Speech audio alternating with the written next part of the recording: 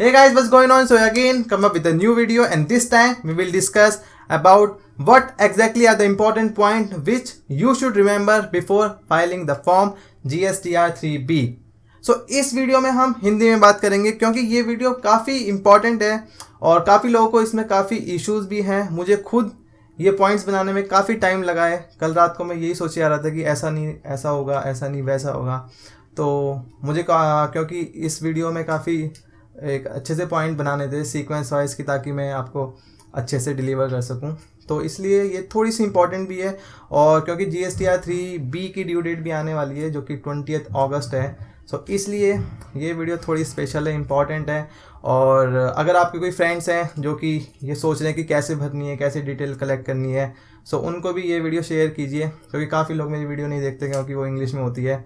सो काफ़ी लोग, क्योंकि जो होम स्क्रीन होता है यूट्यूब पे, अगर वो मेरी वीडियो आती है तो हटा देते हैं क्योंकि वो सोचते हैं वो इंग्लिश में है, तो इसलिए देखते नहीं है। लेकिन उनको ये वीडियो आप शेयर कर सकते हैं क्योंकि हिंदी में, तो काफ़ी इंपॉर्टेंट है और काफ़ी अच्छे पॉइंट्स है जो कि मैंने काफ़ी सोच समझ के कलेक्ट किए हुए। Alright guys, so we should start all our point. So first point ये है जो कि इम्पॉर्टेंट पॉइंट है GSTR 3B से रिलेटेड, वो है कि अगर आपने 20 अगस्त तक अपना ट्रैन 1 फॉर्म फिल नहीं किया तो आप उसका इनपुट टैक्स क्रेडिट, जो कि आपका ओपनिंग इनपुट टैक्स क्रेडिट था, उसको इस महीने यानी जुलाई मंथ की पेमेंट के अगेंस्ट में आप एडजस्ट नहीं कर सकते। क्योंकि टेक्निकली अगर आप देखें तो ट्रैन 1 फिल करने के बाद ही आपका जो ओपनिंग इनपुट टैक्स क्रेडिट था जो कि 30 जून का था, वो आपकी इलेक्ट्रॉनिक क्रेडिट लेजर में रिफ्लेक्ट हो पाएगा। तो जब अगर आपके क्रेडिट इलेक्ट्रॉनिक क्रेडिट लेजर में रिफ्लेक्ट हो ही नहीं रहा तो आप उसका क्रेडिट कैसे यूटिलाइज कर सकते हैं। तो इसलिए पहले फॉर्म जो ट्रैन 1 फॉर्म है उसे फिल करिए, तब उसका इनपुट टैक्स क्रेडिट आपके इलेक्ट्रॉनिक क्रेडिट लेजर में रिफ्लेक्ट करेगा और तभी आप उसको अपनी लाइबिलिटी के अगेंस्ट में एडजस्ट कर सकते हैं। तो अगर आप सोच रहे हैं कि ट्रैन 1 आपने फिल नहीं किया, या फिर अगर आपके मन में कोई डाउट है, तो इसलिए मैं ये कहना चाहता हूँ कि ट्रैन 1 फिल करने के बाद ही आप अपनी GSTR 3B भरें और लाइबिलिटी पे करें। सो अगर आपके पास ट्रैन 1 फिल नहीं किया तो आप उसका क्रेडिट भी यूटिलाइज नहीं कर सकते। सेकंड पॉइंट इसमें ये है कि जो एक कॉलम देख रहे हो आप, जो कॉलम टेबल नंबर 4, उसका सब जो टेबल है A, और उसका जो कॉलम नंबर 5 है जो कि हेडिंग है all other input tax credit. So उस फॉर्म में उस वाले कॉलम में आप, अगर मान लीजिए आपने ट्रैन 1 फिल कर चुके हैं अभी तक, तो जो आपका ओपनिंग इनपुट टैक्स क्रेडिट का बैलेंस था वो आपको इस वाले कॉलम में शो नहीं करना है। ये आप याद रखिए, क्योंकि जो इनपुट टैक्स क्रेडिट ओपनिंग होता है वो GSTR 3B में आप उसको नहीं दिखाते हैं। GSTR 3B कोई इलेक्ट्रॉनिक क्रेडिट लेजर नहीं है जहाँ पर आप उससे पहले ओपनिंग बैलेंस दिखाएंगे, फिर उसके बाद कितना आपने इनपुट टैक्स क्रेडिट लिया, फिर कितना आपने यूज़ किया, और उसका क्लोजिंग बैलेंस दिखाते हैं। तो इनपुट जो फॉर्म 3B है वो सिर्फ all other input tax credit में ड्यूरिंग द मंथ जो आपने इनपुट टैक्स क्रेडिट लिए हैं सिर्फ उसी को दिखाना है आपको। अगर आपने ट्रैन 1 फॉर्म फिल कर चुके हैं तो जो आपका इनपुट टैक्स क्रेडिट रिफ्लेक्ट हो रहा होगा एज ए ओपनिंग बैलेंस, वो आपको इस वाले कॉलम में नहीं दिखाना है। ये आपको ध्यान रखना है, ये आपको वहाँ पे नहीं दिखाना है। और अगर आप GSTR 3 की भी बात करें जो कि आपकी मेन रिटर्न है, उसमें भी अगर आप देखेंगे तो उसमें भी कोई ओपनिंग बैलेंस या डेबिट क्रेडिट क्लोजिंग बैलेंस नहीं दिखाते हैं। एक्साइज में ऐसा हुआ करता था, तो लेकिन यहाँ पे ऐसा नहीं होता। यहाँ पर क्रेडिट के लिए इलेक्ट्रॉनिक क्रेडिट लेजर है जो इलेक्ट्रॉनिकली मेंटेन होता है, उसमें opening debit credit closing reflect होता है। ड्यूरिंग दी मंथ की जो इनपुट टैक्स क्रेडिट होती हैं सिर्फ वो ही आपको GSTR 3 में भी दिखानी है और GSTR 3B में भी दिखानी है। सो ये एक पॉइंट इंपॉर्टेंट था। फिर ये जो all other input tax credit जो ये कॉलम है, इसमें आपको फिर क्या दिखाना है। तो इसमें आपको जो नॉर्मल आपकी जो आपको इनपुट्स रिसीव हुए हैं आपको उसकी डिटेल भरनी है, उसका इनपुट टैक्स क्रेडिट भरना है। तो जैसे आप किसी बिजनेस में है, मैन्युफैक्चरिंग में है, तो जो मैन्युफैक्चरिंग से रिलेटेड जो इनपुट्स आपने परचेज किए हैं ड्यूरिंग द मंथ, सिर्फ आपको वो वाली डिटेल ही भरनी है इसमें इनपुट टैक्स क्रेडिट की। सो आपको उसका ओपनिंग जो इनपुट टैक्स क्रेडिट का बैलेंस है वो आपको शो नहीं करना, ये आपको ध्यान रखने वाली बात है। और अदर्स इनपुट टैक्स क्रेडिट में जो आपने नॉर्मली इनपुट खरीदे हैं, जो कि other than import of goods, import of service, और और जो inward supply liable to reverse charge वाले हैं उनके अलावा जो भी आपने परचेजेस किए हैं उसकी डिटेल्स, उसका input tax credit all other input tax credit में शो होगा। फिर अगले पॉइंट ये है, जो ये inward supply liable to reverse charge है जो कि टेबल 4A का थर्ड वाला कॉलम है, वो इस महीने की यानी जुलाई 2017 का नील जाएगा। वहाँ पर आपको 00 फिगर ही भरनी होगी। ऐसा क्यों होगा? क्योंकि आपको ये पता होना चाहिए कि जो रिवर्स चार्ज का जो लाइबिलिटी होती है वो आप कैश में ही पे करते हो, और रिवर्स चार्ज की जो लाइबिलिटी होती है उसके अगेंस्ट में आप इनपुट टैक्स क्रेडिट को यूज़ नहीं कर सकते। और रिवर्स चार्ज का जो क्रेडिट भी मिलता है वो तभी मिलता है जब आप एक्चुअली में उसे पे कर दें। तो जब इस महीने आप जब उसे पे करेंगे रिवर्स चार्ज वाली लाइबिलिटी को, तभी उसका क्रेडिट अगले महीने आपकी इलेक्ट्रॉनिक क्रेडिट लेजर में रिफ्लेक्ट हो सकता है। सो इसलिए इस महीने जो जुलाई मंथ का है उसमें ये वाला जो कॉलम है inward supply liable to reverse charge जो कि इनपुट टैक्स क्रेडिट का है, उसमें ध्यान रखना है आपको कि इस महीने का जुलाई 2017 का वो नील जाएगा। लेकिन फिर जब आप जुलाई 2017 का पे कर दोगे रिवर्स चार्ज की लाइबिलिटी, तब अगले महीने इस वाले कॉलम में आप पिछले वाले मंथ का जो आपने पे किया था वाली कॉलम वो वाला फिल कर सकते हैं। तो इस महीने जुलाई 2017 का ये जो 4A का थर्ड है इनपुट टैक्स क्रेडिट जो कि inward supply liable to reverse charge है, उसके ऊपर जो इनपुट टैक्स क्रेडिट है वो नील जाना चाहिए। फिर दूसरी बात यह है कि अगर मान लीजिए आप यहाँ पे दिखा देते हैं इनपुट टैक्स क्रेडिट जो कि आपको inward supply liable to reverse charge में मिला है, अगर आप गलती से यहाँ पे कुछ दिखा देते हैं तो इसका सिंपल सा मतलब होगा कि आपने उसी महीने की लाइबिलिटी भी उसको जो लाइबिलिटी आई थी जो कि 3.1 के टेबल नंबर डी में आती है inward supply liable to reverse charge, वो आपने वहाँ फिगर दिखाई और उसके अगेंस्ट का इनपुट टैक्स क्रेडिट आपने उसी मंथ में ले लिया, तो ये एक कॉन्ट्रवेंशन हो जाएगा। तो इसका मतलब सिंपल ही हो जाएगा कि आपने उसी जो लायबल टू रिवर्स चार्ज वाला था उसका क्रेडिट आपने उसी मंथ ले लिया, यानी कि आपने उसे कैश में पे नहीं किया। तो इसलिए ध्यान रखनी है कि ये वाली फिगर जो होंगी इस वाले टेबल में वो नील जाएगी इस महीने की। फिर अगला जो वैल्यू ऑफ टैक्सेबल सप्लाई आप देख रहे होंगे टेबल नंबर 3.1 में भी देख रहे होंगे, और फिर उसके जो नीचे जो कॉलम है उसमें भी देख रहे होंगे। तो उसकी जो कैलकुलेशन होनी है उसका एक इंस्ट्रक्शन नंबर 1 भी दी हुई है, उसके अकॉर्डिंग इनवॉइस वैल्यू आएगी प्लस उसमें ऐड हो जाएगा डेबिट नोट जो भी आपने उस मंथ इशू किए हैं उसमें से लेस कर देंगे आप क्रेडिट नोट की वैल्यूज़, और उसमें ऐड कर देंगे जो एडवांस आपको इस महीने रिसीव हुआ है लेकिन उसका इनवॉइस आपने नहीं बनाया क्योंकि उसका टाइम ऑफ सप्लाई क्योंकि उसका इनवॉइसिंग की जो बनाने की डेट थी वो आई नहीं है। तो इसलिए जो आपने एडवांस रिसीव किया इस मंथ वो आप ऐड कर देंगे, लेकिन उस एडवांस के रिसीव आपने इनवॉइस नहीं बनाया क्योंकि इनवॉइसिंग के जो सेक्शन है उसके अकॉर्डिंग अभी आपको इनवॉइस बनाना नहीं था, तो वो भी आप ऐड करेंगे और उसमें से लेस कर देंगे एडवांस एडजस्टमेंट। एडवांस एडजस्टमेंट मतलब होता है जैसे आपने इस मंथ जुलाई मंथ में कोई एडवांस लिया फिर उसका इनवॉइस फिर अगले महीने बनाया, तो अगले महीने जब आपने इनवॉइस बनाया तो क्योंकि उस चीज़ का ऑलरेडी आपने टैक्सेबल वैल्यू पिछले मंथ ही दिखा दी थी तो इसलिए इस मंथ उसको वहाँ से सब्ट्रैक्ट कर देंगे। तो ये आपको ध्यान रखना है। हालांकि जुलाई 2017 का कोई एडवांस एडजस्टमेंट होगा नहीं, तो अगले महीने उसका हो सकता है। तो ये आपको याद रखने वाली बात है कि वैल्यू ऑफ टैक्सेबल सप्लाई में एडवांस रिसीव जिसका कि इनवॉइस नहीं बना है, अगर इनवॉइस बन गया तो वो ऑलरेडी इनवॉइस में आ चुका होगा, अगर नहीं बना तो वो ऐड करना है फिर माइनस करनी है उसमें से advance adjustment.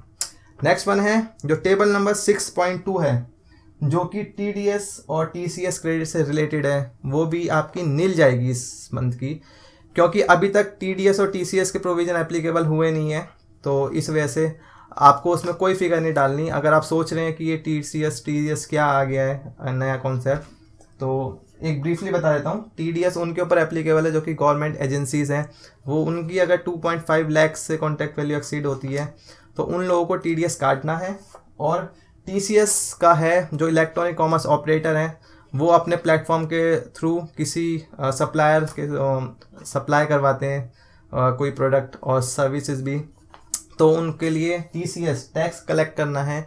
Electronic commerce operator जो टैक्स कलेक्ट करेंगे उनका जो कि उनके वेंडर्स हैं। तो अभी क्योंकि ये प्रोविज़न एप्लीकेबल हुई ही नहीं है, 51 और 52 सेक्शन है, तो इसलिए आपको ये नील डालनी है। और अगर आप इसके बारे में डिटेल में जानना चाहते हैं तो फिर एक मैंने वीडियो बनाई हुई है अलग से TDS और TCS की, तो वहाँ पर आप अच्छे से उसे एग्जामिन कर सकते हैं अच्छे से, काफ़ी मैंने समझाया हुआ है। तो ये है। और फिर एक इम्पॉर्टेंट चीज़, उस इम्पॉर्टेंट चीज़ से पहले एक और पॉइंट, जो आप ये देखेंगे जो टेबल नंबर 5 में नॉन जीएसटी इनवर्ट सप्लाईज है, उसकी भी आपको डिटेल देनी है। नॉन जीएसटी इनवर्ट सप्लाई, हालांकि नील रेटेड की भी देनी है, एग्जाम्प्ट की भी देनी है, वो तो सबको पता है, लेकिन नॉन जीएसटी इनवर्ट सप्लाई जो है वो एक इम्पॉर्टेंट टर्म है। तो non GST inward supply exactly है क्या? तो ये नॉन जीएसटी जो है ये वर्ड कहीं डिफाइन नहीं है, लेकिन इसका मतलब है जो नॉट लेविएबल टू टैक्स है, और इसका मतलब जीएसटी एक्ट में अच्छे समझाया हुआ है। नॉट लेविएबल टू टैक्स मतलब वो वाले गुड्स और सर्विसेज जो कि टैक्सेबल है ही नहीं जीएसटी के अंदर। तो कौन है वो? वो है जैसे पेट्रोल, डीजल और लिकर। तो ये चीज़ें आउटसाइड रखी गई हैं जीएसटी से। सो आपको वो वाली चीज़ टेबल नंबर 5 में भी दिखानी है। लेकिन यहाँ पर एक डाउट है कि जैसे जो शेड्यूल नंबर 3 आप देखोगे जीएसटी एक्ट का, वहाँ पर ये लिखा हुआ है कि सप्लाई जो कि नीदर गुड्स है नीदर सर्विसेज है। तो क्या उसको भी इस वाले टेबल में दिखाना है? अगर ऐसा है तो आपको यानी सेल ऑफ जो आपने परचेज लैंड करी है या फिर एम्प्लॉइज़ की सैलरी है, क्योंकि उस शेड्यूल में लिखा हुआ है कि जो एम्प्लॉई सर्विस देता है एम्प्लॉयर को in contractual term of employ relationship, so उसको हम सप्लाई नहीं मानेंगे। तो क्या उसको यहाँ पे दिखाना है? ये एक डाउट है। और ये वाला डाउट तो क्लियर ही है कि पेट्रोल, डीजल और जो आपका लीकर है वो आपको इस वाले टेबल में दिखाना है। तो लेकिन शेड्यूल 3 का एक डाउट है जो कि उसके बारे में कुछ कह नहीं सकते। तो मेरे अकॉर्डिंग तो वो शेड्यूल 3 वाला यहाँ पे नहीं आना चाहिए, आपका सिर्फ पेट्रोल, डीजल और लिकर आएगा। तो इन केस आप जनरेटर है आपके ऑफिस में और आप पेट्रोल डीजल खरीदते हैं तो आपको यहाँ दिखाना चाहिए। और अगर आपके यहाँ पार्टी हो रही है और उसमें लिकर आ रही है तो उसका जो बिल है लिकर का तो वो भी आपको यहाँ दिखाना चाहिए। सो ये पॉइंट था। अब थोड़ा सा एक लीगल चीज़ बात करते हैं कि एग्जैक्टली GSTR 3B का लीगल बेस क्या है, कि वो कहाँ से आया है, कैसे आया है। सो पहले तो मैं ये बता दूं GSTR 3B की जो ड्यू डेट है वो 20 अगस्त 2017 है। ओके, लेकिन नोटिफिकेशन 17 एक आया था। पहले उसकी बात करते हैं। जो रूल्स जो फाइनल हुए थे उसमें जो रूल्स नंबर 61 सब रूल नंबर 5 था, उसमें एक वर्डिंग लिखी हुई थी कि जब भी ड्यू डेट एक्सटेंड होती है GSTR 1 और 2 की तो उस वक्त में आपको GSTR 3B भरना होगा इन ल्यू ऑफ GSTR 3। तो यानी कि पहले ये एक श्योर था कि आपको GSTR 3 भरनी है तो फिर GSTR 3 दोबारा नहीं भरनी उस मंथ की। तो पहले ये था कि GSTR 3 भर दी तो ये ही हमारी रिटर्न है। लेकिन नोटिफिकेशन 17 जो कि सेंट्रल टैक्स वाले आपको उसमें मिल जाएगा, नोटिफिकेशन 17 जिसकी डेट थी 27 जुलाई 2017, उसमें उन्होंने रूल्स में चेंज किए हैं। 61(5) को सब्स्टिट्यूट किया है और 61 एक और 6 रूल लाए हैं। 61(5) जो रूल था उसको सब्स्टिट्यूट करके जो पहले जो वर्डिंग लिखी थी इन ल्यू ऑफ उसको हटा दिया है। और 61(6) में एक उन्होंने एक प्रोसेस बताया है कि इन केस अगर ड्यू डेट एक्सटेंड होती है तो कैसे प्रोसेस होंगी वो चीज़ें। तो उसमें ये लिखा हुआ है कि GSTR 3 आपको फाइल करनी है और GSTR 3 का जो पार्ट ए होगा, GSTR 3 का जो पार्ट ए होगा वो ऑटो पॉपुलेटेड हो जाएगा GSTR 1 और 2 से, और GSTR 3 का जो पार्ट बी होगा वो ऑटो पॉपुलेटेड हो जाएगा GSTR 3B से, GSTR 3B से। तो ये एक थोड़ी सी अजीब सी न्यूज़ है कि GSTR 3 भी भरनी है आपको और 3B भी भरनी है। और GSTR 3 जब आप भरोगे जो ओरिजिनल होगी जुलाई मंथ की, तो उसका जो पार्ट ए होगा वो GSTR 1 और 2 से ऑटो पॉपुलेटेड हो जाएगा, और GSTR 3 का जो पार्ट बी होगा वो GSTR 3B से ऑटो पॉपुलेटेड हो जाएगा। इन केस GSTR 3 और GSTR 3B में कोई सी भी डिस्क्रिपेंसी होती है और उस डिस्क्रिपेंसी के अकॉर्डिंग कोई टैक्स लाइबिलिटी बनती है तो आप वो पे कर दोगे। और अगर ऐसी डिस्क्रिपेंसी बनती है कि आपका इनपुट टैक्स क्रेडिट जो आपने 3B में कम दिखाया था लेकिन एक्सेस होता था तो आप उसका इनपुट टैक्स क्रेडिट ले लोगे। तो कैसे वो केस बनेंगे? तो मान लीजिए आपने आउटवर्ड सप्लाई जो थी वो आपने कम दिखाई ड्यू टू एनी रीज़न, सो जब आप 3 वाली जो फाइनल करोगे GSTR 3 तो वो उस टाइम पे आपको टैक्स पे करना पड़ जाएगा।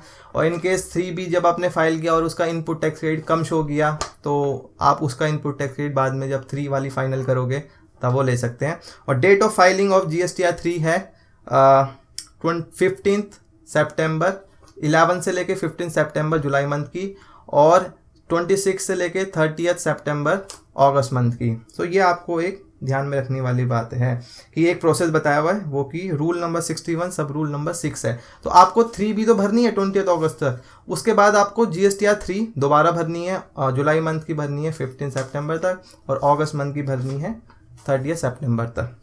तो इसमें एक जो मैंने एक सोची चीज़ उसमें ये थी कि वहाँ पर जो रूल नंबर 61 सब रूल नंबर 6 में लिखा था कि जो GSTR 3 वाली जो चीज़ है उसमें पार्ट ए वो कि GSTR 1 और 2 से ऑटो पॉपुलेट हो जाएगा, और पार्ट बी GSTR 3B से ऑटो पॉपुलेट हो जाएगा। तो अगर हम GSTR 3 का पार्ट बी देखें तो वो पार्ट बी में सिर्फ खाली आपका पेमेंट ऑफ टैक्स जो आपका कॉलम है GSTR 3B का, जो कि 6.1 टेबल पे है, सिर्फ वो ही इंफॉर्मेशन GSTR 3 के टाइम पे ऑटो पॉपुलेटेड होंगी GSTR 3B से। तो इसका ये मतलब हो गया कि जो बाकी इंफॉर्मेशन आप भर रहे हो, जैसे टेबल नंबर 3, 4, 5 3, 4, 5 जो भर रहे हो, उसकी इंफॉर्मेशन GSTR 3 से क्रॉस वेरीफाई होनी नहीं है, ऑटो पॉपुलेटेड होनी नहीं है। तो हम ये जो भर रहे हैं डिटेल GSTR 3B में, तो उसमें यानी कि जब वो उसका कोई रेलिवेंस नहीं है तो आप इतनी मेहनत क्यों कर रहे हैं? तो ये क्वेश्चन बनता है, क्योंकि GSTR 3 की जो इन्फॉर्मेशन होगी वो ऑटो पॉपुलेटेड हो जाएंगी GSTR 3B से, लेकिन वो सिर्फ पार्ट बी के लिए होंगी। और GSTR 3 का अगर आप पार्ट बी देखेंगे तो सिर्फ वो पेमेंट ऑफ टैक्सेस की बात करता है। तो इसलिए जो GSTR 3B में आप जो और डिटेल भर रहे हो, जैसे कि आउटवर्ड सप्लाई की, फिर इनपुट टैक्स क्रेडिट की, वो तो ऑटो पॉपुलेटेड होने ही नहीं है। तो आपको क्यों ज़रूरत है इतनी मेहनत करने की 20 अगस्त तक? तो मैं यहाँ पर एक बात करना चाहता हूँ, हालांकि आपको मेहनत नहीं करनी चाहिए और आप कुछ भी फिगर भर सकते हो, उल्टी सीधी कुछ भी भर सकते हो, लेकिन जब आप GSTR 1 और 2 भरेंगे तो आप देखेंगे कि ये जो GSTR 3B में जो कॉलम्स दिए हुए हैं, सिमिलर कॉलम्स GSTR 1 और 2 के भी हैं। तो जो डिटेल आप यहाँ पे GSTR 3B में भरेंगे वो डिटेल आपको GSTR 1 और 2 में भी भरनी है। तो इसलिए हम ये कह सकते हैं कि अभी से मेहनत कर लो, उसमें क्या है। अगर यहाँ पे मिस्टेक हो भी आती है जो टेबल नंबर 3, 4, 5 तक की हैं, तब भी वो बाद में रेक्टिफाई हो जाएंगी। तो अभी ऐसा कुछ है नहीं कि आपको बिल्कुल एक्यूरेट ही भरनी है, आप अंदाजे से भर सकते हो, लेकिन फिर भी आपको भरना एक्यूरेट चाहिए। और क्योंकि सारी की सारी डिटेल जो GSTR 3B में है वो सारी डिटेल GSTR 1 और 2 में ऑलरेडी हैं, तो ऐसा नहीं है कि कुछ अलग सा आपको टास्क दिया जा रहा है। तो वो क्योंकि GSTR 1 में भी है, 2 में भी है, तो अभी आप मेहनत कर लोगे तो आपके लिए बाद में टाइम की ऐसा कुछ होगा नहीं। और दूसरी बात ये है कि कुछ ऐसे पॉइंट मैंने देखे जो कि GSTR 3B में हैं, लेकिन वो GSTR 1 और 2 में नहीं है, और या फिर GSTR 3 में आपको कुछ फिगर लिखनी है लेकिन उसका प्रोसेस GSTR 1 और 2 में कुछ थोड़ा सा स्लाइटली डिफरेंट है। तो वो मैं आपको बताना चाहता हूँ कि क्या वो डिफरेंसेस हैं। जैसे कि अगर आप टेबल नंबर 3.2 देखोगे, 3.2 जो कि 3.2 का जो सेकंड नंबर का है, supplies made to composition taxable person.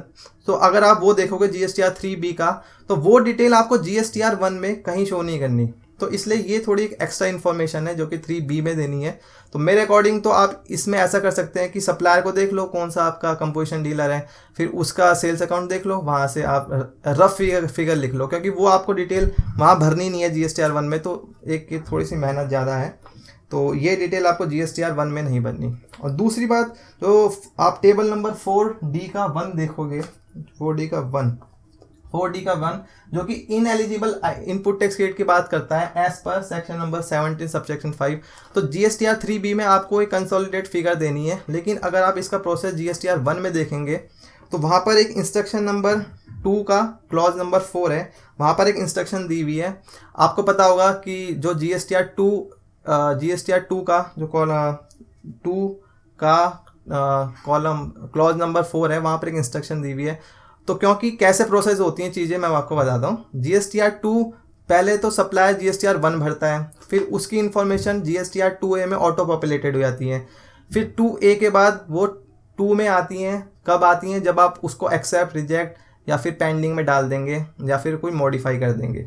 तो जब आप ये वाला काम करते हैं एक्सेप्ट, रिजेक्ट, मॉडिफाई या फिर पेंडिंग में, तब उसके बाद वो इंस्ट्रक्शन जो 2 का क्लॉज नंबर 4 है वो कहता है कि आपको मेंशन करनी है कि वो जो इनपुट टैक्स क्रेडिट जो 2A में आ रहा था उसमें आपको एलिजिबल हो आप इनपुट टैक्स क्रेडिट लेने के या फिर नहीं हो, और अगर एलिजिबल हो तो कितना इनपुट टैक्स क्रेडिट ले सकते हो। तो ये प्रोसेस है जब आप GSTR 1 को प्रोसेस करोगे, लेकिन आप GSTR 3 में कंसोलिडेटेड फिगर डाल रहे हो। तो GSTR 1 में क्योंकि थोड़ा आसान होता है, वहाँ पर आपको टिक करना है या फिर क्लिक करने हैं कि कौन सा एलिजिबल है कौन सा नहीं है, तो वहाँ पर थोड़ा सा ईजी है। लेकिन यहाँ पर आपको खुद हर एक बिल में देखना पड़ेगा कि कौन सा ये वाला बिल है, कौन सा वाला बिल है, किस में एलिजिबल है किस में नहीं है। तो ये थोड़ा सा एक मोर टास्क मेरे को लगा।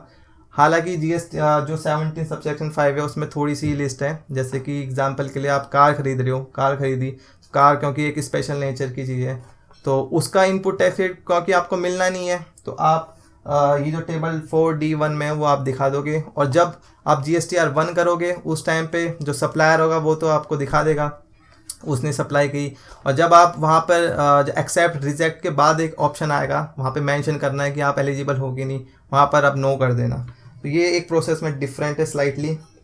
तीसरा जो 3.1 का जो D है, inward supply liable to reverse charge, तो यहाँ पर GSTR 3B में आपको एक फिगर देनी है टोटल बेसिस पे। तो ये थोड़ा सा एक काफ़ी अजीब सा टास्क हो जाएगा, क्योंकि जो इसका प्रोसेस है जो कि GSTR 2 जब आप फाइल करते हो तो ये ऑटो पॉपुलेटेड हो जाएंगी चीज़ें, क्योंकि सप्लायर जब बढ़ता है तो वहाँ पर वो लिखता है कि वो जो सप्लाई थी वो रिवर्स चार्ज में थी या फिर नहीं थी। लेकिन आपको GSTR 3B में खुद ही भरनी है। तो इसका मतलब आपको इनवॉइसेस देखने पड़ेंगे सारे के सारे खोल के कि कौन सा रिवर्स चार्ज वाले थे, रिवर्स चार्ज भी वो भी रजिस्टर्ड वाले, रजिस्टर से इससे परचेज़ किए हैं। तो यहाँ पर एक थोड़ी सी मेहनत है। हालांकि GSTR 2 में ये सारी चीज़ें अपने आप ऑटो पॉपुलेटेड हो जाएंगी, तो यहाँ पर GSTR 3B में थोड़ी सी मेहनत करनी पड़ रही है। अब रफ फिगर डाल सकते हो, वैसे भी कोई इसको क्रॉस वेरीफाई होना नहीं है कहीं पे भी, तो इसलिए ये थोड़ा सा एक्स्ट्रा मेहनत है। तो ये थोड़ा सा है चीज़ें जो कि मेरे को लगी। और हाँ, एक और इम्पॉर्टेंट पॉइंट, क्योंकि लेट फीस की जो बात होती है, अगर मान लीजिए आपने GSTR 3B टाइम से फाइल नहीं की तो क्वेश्चन आता है कि आपको लेट फीस देनी पड़ेगी जो कि सेक्शन 47 में है। तो मेरे अकॉर्डिंग तो नहीं देनी, क्योंकि 47 में लेट फीस तभी देनी है जब आप ड्यू डेट से एक्सटेंड करते हो कि फाइल करते हो। तो ड्यू डेट GSTR 3 भरने की है 15 सितंबर। GSTR 3B की कोई लीगल है नहीं, सिंपल। तो लीगलिटी है नहीं उसकी GSTR 3B की, क्योंकि जो रिटर्न है सेक्शन 37 की वो लीगली रिटर्न 3 है, GSTR 3 है। 3B एक इररेलेवेंट सी चीज़ है, तो इसलिए अगर आप 3B भरने में टाइम लगाते हो तो आपको कोई लेट फीस भी नहीं देनी। हाँ, अगर आप 15 सितंबर तक GSTR 3 नहीं भरोगे तब आपको लेट फीस देनी पड़ेगी। और दूसरा, अगर आप इसकी पेमेंट भी लेट करते हो तब इसके ऊपर इंटरेस्ट जो सेक्शन 50 में लगेगा वो भी आपको पे नहीं करना, क्योंकि अगेन पे तभी करना है अगर आपने पेमेंट लेट की after due date of filing of return. तो रिटर्न की ड्यू डेट क्या है 15 सितंबर, तो इसलिए आपको मेरे अकॉर्डिंग इंटरेस्ट ना पे करना है, ना पेनल्टी पे करनी है अगर आपने GSTR 3B भरने में लेट करी। GSTR 3 भरने में लेट करी जो कि 15 सितंबर जुलाई की, तब आपको इंटरेस्ट भी लगेगा, पेनल्टी भी लगेगी, लेट फीस भी लगेगी। तो ये थोड़ा सा एक चीज़ थी जो कि मेरे को लगा कि काफ़ी अच्छी चीज़ है जो कि आपके साथ शेयर करता हूँ।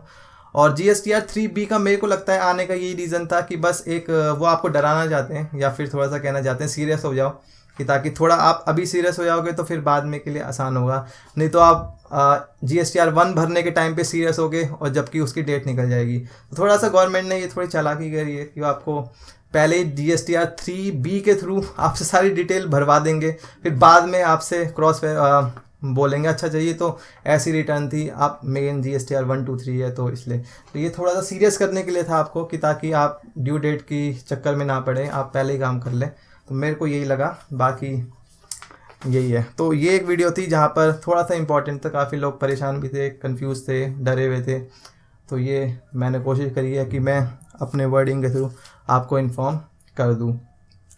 सो शेयर करिए इस वीडियो को, सब्सक्राइब करिए अगर आपने इस चैनल को नहीं किया है सब्सक्राइब अभी तक की, और ऐसी वीडियो देखते रहिए। Okay, we will meet again in the next video. Till then, bye bye.